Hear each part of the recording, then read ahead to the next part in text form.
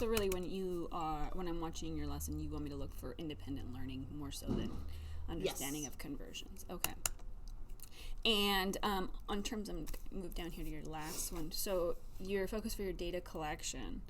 There's professional standards that we're going to talk about, but I think we've just talked about that you want me to focus on looking for independent learning. Yes. And personal redirection.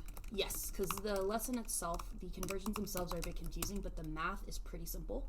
And the main point of this lesson is to learn how to do a conversion, and then later we're going to be doing inches to feet, minutes to hours, kilometers to meters, milliliters to liters. So I guess this lesson is kind of the first in a series of our conversions unit. So for this one, instead of focusing on the math, which obviously I am, I'm also wanting to focus on building independence, because that skill is going to be applicable to so many other things in class and life in general, more than just the math itself. Okay, awesome. So here are the California standards for the teaching practice. If we were to look at one, is there one specifically that you would like help growing in? Ooh.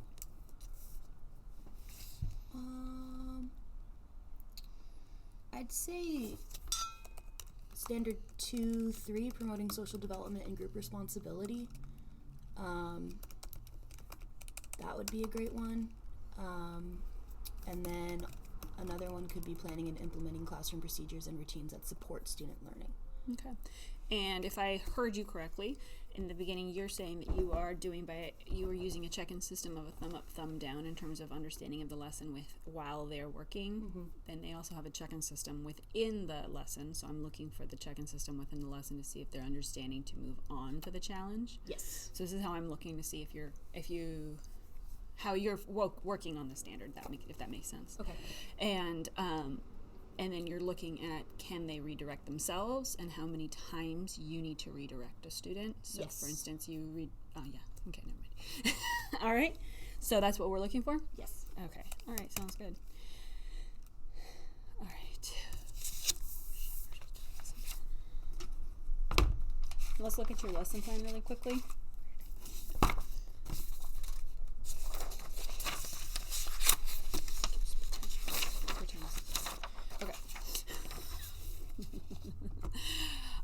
In particular, where in the lesson do you think that you have developed this, have you focused on building independence and having this personal growth within the CSTP? I think a big part of my math lessons in general in this lesson is the students being able to determine when they are feeling like they're ready to move on to our bonus challenge worksheet.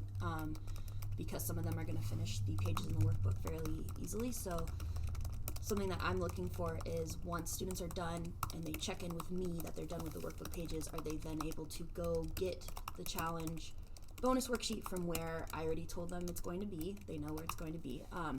And then are they able to get that and sit back down and continue working independently while I am helping the rest of the students who are stuck on the math book lesson. So I'm really looking for early finishers being able to take the next steps on their own and move on to the next part of their lesson without prompting or redirection from me.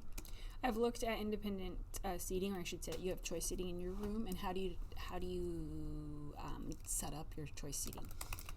So students, it is honestly pretty fluid. Students are welcome to move around the class and sit with friends, and they also are able to utilize our more flexible seating. There are times when that isn't super successful because kids want to sit with their friends and they get off track, but it also, the flip side of that is when they are on track, it's really helpful because they help each other. So there are a few students who are a bit more distractible, but I'm trying to redirect that distractibility into helping, because those students are very high academically and I want to utilize that, and I want them to feel confident in especially their math abilities, and supporting their classmates who need help, especially during days where I'm feeling really busy and helping kids.